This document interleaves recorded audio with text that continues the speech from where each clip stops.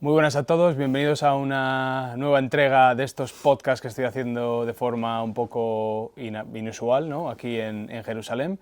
Y hoy tengo la suerte de hablar con alguien que es de la comunidad armenia, aquí en Jerusalén, y me va a explicar un poco cómo es su día a día y las dificultades que pasan los armenios aquí en la ciudad santa de Jerusalén. Así que sin más dilación vamos a este mini podcast de hoy. Hello, my friend. Hi, how are you? I'm good, very good. Could you tell us what's your name? So my name is Kegham Balian. I'm a fourth generation Jerusalemite Armenian. My family moved here in 1919, and we are known for the art form known as the Armenian ceramics of Jerusalem. Okay. So I'm a ceramist, writer, and I'm the communications director of the Save the ArQ movement, a movement which is tasked with the preservation and the continuity of the Armenian presence in Jerusalem. How many Armenians live in Jerusalem right now? About 2,000. And do you think that the numbers have increased, decreased? They've substantially decreased over the years due to many factors, the different wars, the economic climate, and just historically better opportunities elsewhere. But Armenian Jerusalem is very important, and we always encourage our youth to stay here, to have a presence here, to build a family here and a future here. Okay. When did Armenians first arrive? Armenians, you have two waves of Armenians. So the first wave came in 301 when Armenia officially adopted Christianity as a state religion. A lot of pilgrims came here, then they were stationed right over there in the area that we call Cow's Garden. Okay. They put up their tents, and slowly, bit by bit, the Armenian court has started to form, and we're the only continuous and uninterrupted presence in the Holy Land for the past 1,700 years. Okay. So a big presence. The second wave of Armenians came in after the Armenian genocide, which was done by the Ottoman Empire, which claimed the lives of 1.5 million Armenians, and so they came here as refugees, the second wave. And again, they stayed here on the Cow's Garden on this plot of land. Yeah. Before the Armenian Patriarchate could accommodate them and give them housing. It was a very difficult moment. You had 10 families huddled in a single room, sharing restrooms, barely any space. But bit by bit, the community grew, contributed to the development of the Armenian presence, and as of today, 4 generations of Armenians have come, post-genocide, have remained here. Okay. And do you have any support from the government back in Armenia? Or is mainly from the Armenian church? What kind of support? As in like monetary? Not really, no. It's not connected. It's an entity of its own, the Armenian Patriarchate of Jerusalem. Okay. Even though it's connected to the Holy Mother See of Echmiadzin clerically, in terms of authority, how they deal with the lands, how they deal internally, how they deal with the community, it's totally up to the Armenian Patriarchate. So they have full authority in that sense. Which is in the cathedral outside of Yerevan, isn't it? That's the Echmiadzin? No, yeah. I'm talking about here. Okay. The St. James Brotherhood, Okay. the clerical order of the Armenian Patriarchate. Even though they're tied to Echmiadzin, the main church in Yerevan, they're a separate entity in terms of jurisdiction and the decision making. Okay. And how big was the community? Here, Yeah. at its peak, it used to be about 25,000. That's pre-1967. Right. So then again, the different wars, the tough situations pushed some Armenians to go elsewhere, to the United States, to Europe. Okay. And over the years, it dwindled the numbers. But was it because they felt insecure somehow? Yes, and in many ways, insecure economically, politically. They just wanted a better life for their children. But the threat was, if I'm understanding this correctly, that 1967 war was between Jordan, I suppose, and Israel. Yes. And how did it affect? The neighborhood, ever since 1948, the neighborhood was, a battleground, the Armenian quarter. So you had the Armenians stationed atop the roofs, protecting the Armenian presence from both sides. Right. So, whenever we could help either side, whether they needed help, we helped both sides because we were neutral. Okay. We protected our land, but whenever anyone wanted to get on our land, we didn't care who they were, whether they're Israeli, Jordanian. We were very defensive back then. Okay, that's a bit But mixed. we had good relations with almost both of them. Okay. So, Okay. And so, but you felt like threatened by the war, basically. yes, not me personally, I wasn't alive back then, but yes, they felt threatened, but they were very resilient people. You have to know the people from that generation, they were descendants of genocide survivors, so very hardened people, not easily intimidated, and thankfully so, because had they been intimidated, they would have left in greater numbers, and the Armenian presence here would have been affected, and the Armenian rights and history would have been affected as well. Okay. You have to know the Armenians in Jerusalem, they're one of the shared custodians of the holiest sites in Christianity, along with the Greeks and Latins. So for a population, for a nation of a few million, to have that kind of rights within the holiest sites, it's a big privilege and pride for us. And it's one of the most important reasons for Armenians to stay here and to remain here, to protect these rights. How does it work, the custodian rights? Like, do you have like a time setup when you go and then you exchange with the other guards, I suppose? Not really. The custodianship is more like it's a three-way authority on, let's say, the Holy Sepulchre, the Church of the Nativity, and the Tomb of the Virgin Mary. Okay. They have equal rights, the Armenians, the Greeks, and the Latins. Okay. Now, in terms of partition, some areas belong to the Armenians, others to the Greeks and the Latins, and there are very strict status quos relative to these partitions. So a Greek priest cannot do procession in the Armenian area, an Armenian priest can't do procession in the Greek area or the Latin area, but there's usually an understanding. Tensions are very high during Easter, but usually, aside from a few skirmishes, nothing catastrophic happens, thankfully. What's the main reason for those tensions? Everyone wants full authority over the holiest sites. It's an important area, so that's the core reason for it. So it's not because of the dates of Easter. No, it's not because some of that. of them It's celebrate. not a calendar. It's not a calendar issue. No, Okay. That's not it. Okay, and you guys, do you guys hold like a Israeli passport? Most of the Armenians have a laissez-passer, which is a travel document. Some have an interim type of Jordanian passport, which is a passport and isn't a passport at the same time, without social security. Some have Israeli passports, and others, like myself, I'm French from my grandmother's side, so I have a French nationality. Okay, and you guys, are you allowed to go into the army and stuff like that, or? It's not mandatory, Okay. but if you apply, you can go. But Armenians usually have an exemption because of the Armenian quarter and its religious significance. So it works. It works the same as for ultra-Orthodox. Because they are also exempted. They get from the exemption the same way, but the vast majority of Armenians don't have an Israeli passport, so they're not. It's not mandatory for them. Okay, so from 25,000 you said to 2,000 2,000 roughly. Yeah. Okay, Which is a big drop. A lot of reasons for it. I could talk for hours about it, but we have the time. Yeah, we have the time. Yeah. Okay. So, like I said, like before off camera, Jerusalem is a very tough city to live in. You have the three monotheistic religions centered around here. A lot of religious tension, a lot of ethnic tensions even. But as far as the old city of Jerusalem is concerned, as far as Armenians are concerned, we've had very good relations with our neighboring quarters. Now, if you know, the old city is divided into 4 quarters: the Jewish quarter, Christian quarter, Muslim quarter, and Armenian quarter.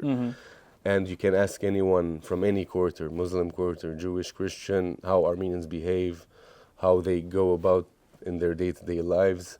Everyone will say positive things, that we're good neighbors, that we keep to our own, but that we're not stupid at the end of the day. If we're provoked, if our rights are infringed upon, we will react as we reacted when it came to this case. Yeah.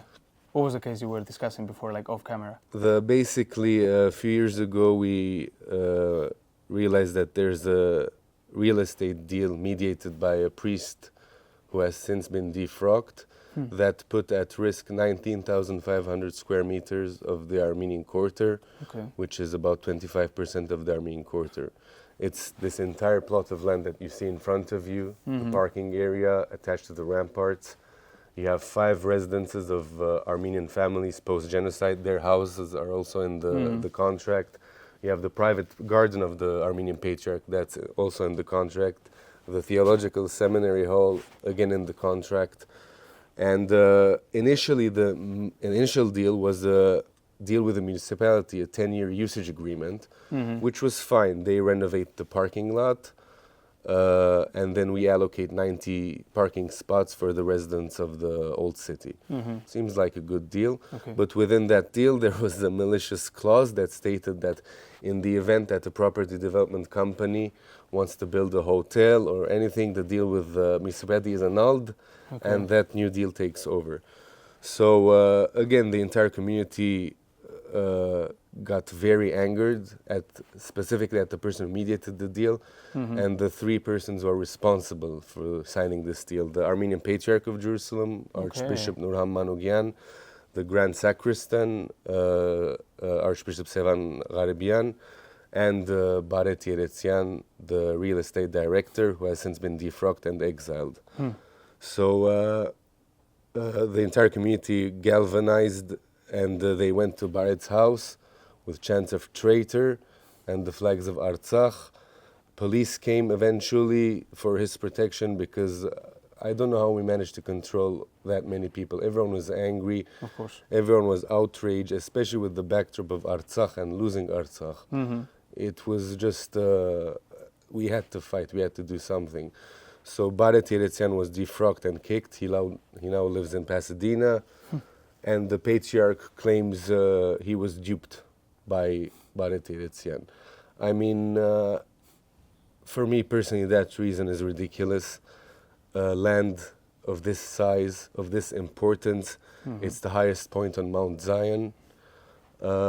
It's one of the only ways to the Dome of the Rock, to the Temple Mount, to the Wailing Wall. It's just the religious significance is insane of Mount Zion. So to have it given away for a lump sum of $2 million and an annual rent, should the hotel be built, of $300,000, but get this, should there be a negative revenue, the price is deducted from our own cut, so from the 300,000. So if you know anything about real estate in Jerusalem, an 80-meter, 70-meter apartment would cost about $600,000, $700,000, even more depending on the area. So to have all of this land for $2 million, it's a joke. You can't put a price on this land. So again, we got in touch with international lawyers, Armenian lawyers who are working pro bono with the case, and 2 local lawyers, one Israeli called Eitan Peleg, fantastic lawyer, and Samir Shed, an Arab-Israeli lawyer, another fantastic lawyer. Without them, we wouldn't be here today. And since we got a hold of them, we managed to mount a class action lawsuit with over 400 signatures against the deal between Zana Gardens, the property development company who wants to take over this land, and the Armenian Patriarchate. Now, just to elaborate, because some people try to muddy the waters, as they say, and they tried to frame it as a community versus patriarchate or anti-Christian movement. It's not at all. We love our Armenian Patriarchate. We love it as an institution. It has protected us for centuries. It has expanded the Armenian quarter. So we have had great patriarchs who have contributed to the development of this land. So our issue with them is their pure negligence when it comes to the importance of this matter and how they managed to sign it away, even though according to the constitution of the Armenian Patriarchate and their own internal bylaws, it's forbidden to lease a land for more than 45 years, and this land was leased for 98 years to Zana Gardens. And if you know, again, anything about leasing in this region, you give it for 98 years, it's good as gone. When we say it's an existential battle, it is. We have been here for more than 700 days. Bedig, he has personally slept here more than 700 days consecutively. He hasn't skipped a single day away from family, away from responsibilities. He's been here all along. So that's why you are basically living here, because this is a parking lot. Yes. I mean, over here, this area, it was a parking lot. You can see the lines for different cars. And ironically, the top of it was built by Bareti Eretzian, the priest who mediated the deal, who has since been defrocked. Okay. So bit by bit, the members of the community, depending on their abilities, contributed to developing this area. Anyone who was good with craftsmanship put up the plywoods around the area to protect us from the wind. Anyone who was good with electrical stuff developed the wiring. Right. Anyone who was good with cooking cooked for us. God bless the women of the Armenian community, because at the peak of it, when we were alone here, barely 2 tents, nothing, sleeping on the floor, they came every day with just vats of food just to support us, and very good food. It's not even like homemade Armenian food. So good stuff. They really, I want to thank them again. I always thank them, but the entire community, we put everything aside and we worked as one. It didn't matter if you're on the left or the right. All was thrown out the window. There was a common enemy, this property development company who wants to take our land. And we've said it a million times, we'll say it again. It doesn't matter who's in front of us.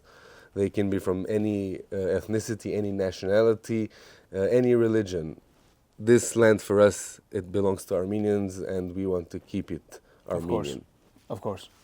And what's the status of the protest and the case? The case now, we're the first court session should have taken place at the end of October. Now it's been postponed. We're waiting for the new date. Okay. So and back in Armenia, do you guys have anyone like supporters who are actually worried about what's going on here? You have people from different organizations who welcomed us, who invited us over, so that we may explain the case and the situation.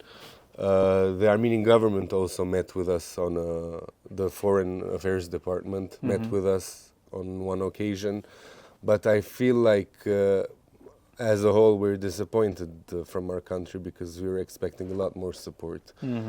There was no communique, no press release, no statement in support of our presence over here. Now I understand Armenia is in a very delicate situation. It is. Yes, we don't have the best cards politically speaking, so bargaining-wise it's difficult, but a simple statement I don't think would have had that much negative ramifications. Right. If anything, it would have made Armenia look better in the eyes of the diaspora. Yeah. But they talked about working, they established a tripartite community between Jordan,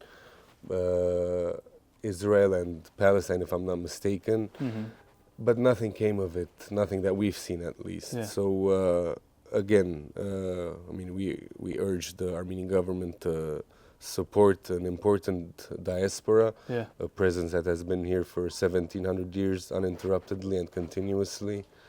Like I said again off camera, we've been here during the late Roman Empire period, the Byzantine period, the Umayyad Caliphates, the Mamluks, the Seljuks, all of them. Just talk about the history of Jerusalem. Armenians have been there every step of the way. So it's not like any other diaspora. With all due respect to the other diasporas, which I respect a lot for maintaining our language, our culture, our way of life, but they are not the same type of diaspora as over here. Let's say in the US you have 1 million American Armenians, but the historical bond to the land isn't the same as the Armenians of Jerusalem. as opposed to the Armenian Americans to their soil, or even the French. You have a stronger presence in Syria and Lebanon, in Burj Hamid, for example, in Lebanon, in Aleppo, in Syria. But since the devastation of both countries, again, those numbers are dwindling as well. But again, it all comes back to the custodianship as well, the rights that we have. If the community disappears, the rights will follow eventually. Right. And because you were talking about the diaspora, the Armenian, which has been ongoing for a few years now, right? Yeah.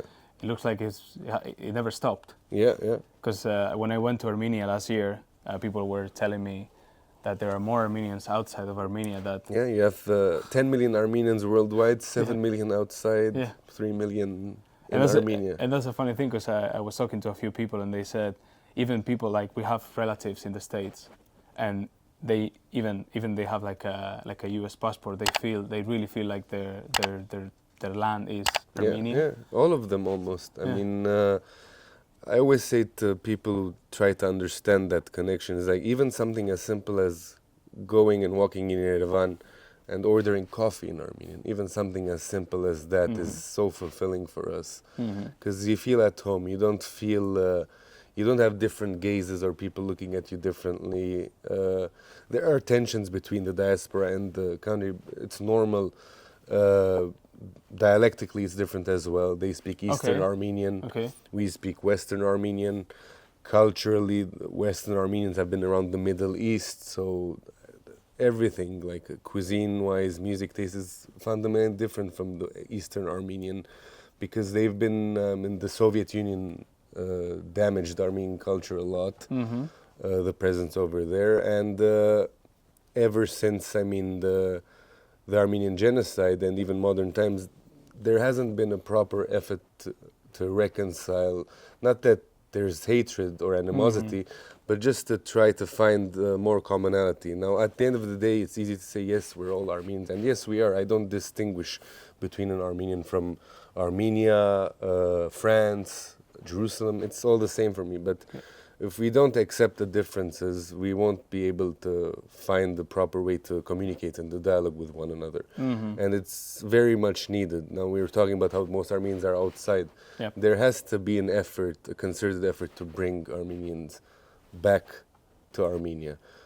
Now, as far as Jerusalem is concerned, that's the only diaspora where I draw the line, that here it should increase, but anywhere else that hasn't had a millennial presence like in Jerusalem, the time has come to go within everyone's capabilities. I'm not going to force people to go there, but if we want a strong nation, if we want to be ready for what's coming, and it's going to come from Azerbaijan and Turkey, there are talks of peace and all that, but me personally, I'm not buying it. A lot of people are not buying it. Because 2021, something happened in the... Because just for some people to understand how Armenia is at the moment, there are a few people from Armenia were living like outside of Armenia, but within Azerbaijan, right? No. There were like a few... No, they lived in Artsakh, also known as Nagorno-Karabakh. Nagorno-Karabakh as well has been an Armenian land for 2,000 years. A Christian Armenian land. But it was surrounded by... It was surrounded by, on one hand you have Armenia, and on the other hand you have Azerbaijan. A few years ago they invaded, and they captured all of it, and they ethnically cleansed the land of 150,000 Armenians, kicked out, toppled with desecration of churches, vandalisms, and all sorts of things, and they gaslight at the end of the day. They frame it as, look, we didn't tell you guys to leave, you just left. Yeah, but if we look at the history, at the pogroms that happened in Baku, at the different pogroms that claimed the life of thousands of Armenians, our memory isn't short. Just because you're saying there will be peace doesn't mean that we will just take it at face value. And one of the important topics, more for diasporan Armenians, I think, unfortunately, is the issue of the Armenian genocide. It's completely taken off the table. It's not in any of the negotiations. And we feel like it's even downplayed to a certain extent by our own government, the recognition of it, that is. And when you've had an ethnic cleansing only a few years ago, it should make you angry. It should make you more adamant of having that sort of recognition. But unfortunately, a lot of geopolitical games are around Armenia, and maneuvering it is going to be very difficult. So, like I said in the beginning, we need unity more than ever now, and proper unity, not just rhetorical. Because currently Turkey doesn't recognize what happened. No, they don't recognize the Armenian genocide, for example. Neither does Azerbaijan. And I don't think they ever will, to be honest, at least not the current governments.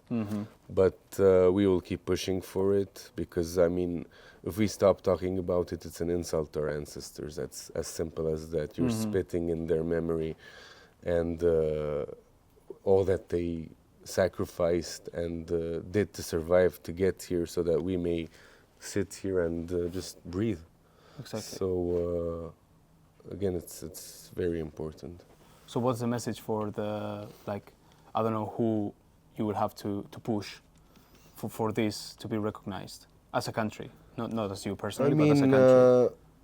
First of all, the country itself should push the most for it. Okay. If you don't fight for your own history, no one else will. So some people say, yes, you should recognize it, but no, you should make a proper case for it, and there's lots of documents validating and confirming it. It's an established fact by this point, even though Turkey, Azerbaijan use a lot of funding to try to delegitimize the Armenian genocide, and there's a concerted effort. How does it work? Just the lobby, they just pump a lot of money into this, into negating everything about the Armenian genocide with falsified reports, pseudo-academics, pseudo-intellectuals who pretend they are scientific and objective, but actually work for the government fully. So, again, there shouldn't, some people say, yes, we should censor them, they shouldn't be allowed to say it. I oppose that. They should talk as much as they want. The responsibility is on us to bring the better arguments, and we have the better arguments. We just have to have the courage to put them on the table and demand it. Yeah. I guess you've been to the memorial in Yerevan. Yes. What was your first impression when you crossed the door and you were... It's just an uncomfortable silence. I don't know how to explain it. You feel the weight of the history at a moment like that. I imagine it's similar to people when they go to Auschwitz to visit the Holocaust memorial. It's the same. I haven't been there personally, but I imagine it's a similar feeling to be standing there in the middle of where the fire is in the middle, and just to try to, how do you say, understand it, teach it to the people around you, teach it to the younger generation who are there with you, because if you don't transmit it, it's pointless. These stories have to be archived, have to be transmitted, have to be relayed over and over and over again until it's in everyone's consciousness, whether Armenian or other. Yeah, unless otherwise we will make the same mistakes over and over again. But if history is anything, is any indicator, no matter how much we learn, the same mistakes happen. It's in cycles all the time. To me, I felt like when I was in Yerevan, I felt when I was into the museum, it was kind of okay. But then when I went outside and went into the monument, because it was end of November, so it was pretty cold. There was no one there, and then you can feel, because there's a flame over there in a circle, and you can see, because there's no one around you, and it's complete silence because it's outside Yerevan. And you went in winter as well, so exactly. So there's less people. If we change the subject slightly and we move into just what's going on currently, like what are the tensions with the Armenian community? Because I think the reason why I came here today, I wanted to talk to someone else who appeared on a video on Instagram, and he was saying that he or the Armenian community had like a few issues with Orthodox Jews, with the extremists, or as we call them, hilltop settlers. Settlers, yeah. It's always been an issue. Spitting on the convent gates, spitting on our priests, insulting us, calling us goys, which means Gentiles, telling us that when the Messiah comes, we will all die. Just vile stuff. And at some point, you become desensitized to it. But with this current government incentivizing this type of hatred, we've seen an increase of these hateful activities. A few friends of mine were arrested, were pepper sprayed. A friend of mine was almost stabbed. Just a lot of issues. And just recently there was a study by an Israeli watchdog organization that monitors and catalogs hate crimes. And they saw that 50% of all hate crimes in Jerusalem targeted Armenians. So I don't know how you interpret targeted, whether it's intentional, whether there's a directive or not, but the outcome is the same. We get spat on and insulted and harassed. And ironically, whenever it's a Jewish holiday or a Jewish festivity, like I said, this road, the Armenian Patriarchate Road, is one of the only roads that leads to the Temple Mount. So during their religious days, they go through this road. Hundreds of thousands of Jews pass through it. Not a single Armenian harasses them. Not one. You can Google it, you can search it. Not a single Armenian spits or calls names or disrespects them. No matter who passes from our road, you can tell anyone it's one of the safest and cleanest roads in Jerusalem. So it's disheartening to see that kind of aggression when we've only been respectful with our surroundings. For our entire presence here, like I told you, we've seen different empires and dynasties come and go, and we've had different diplomats and figures that have managed to find a language with these people. We've even had Armenian queens of Jerusalem.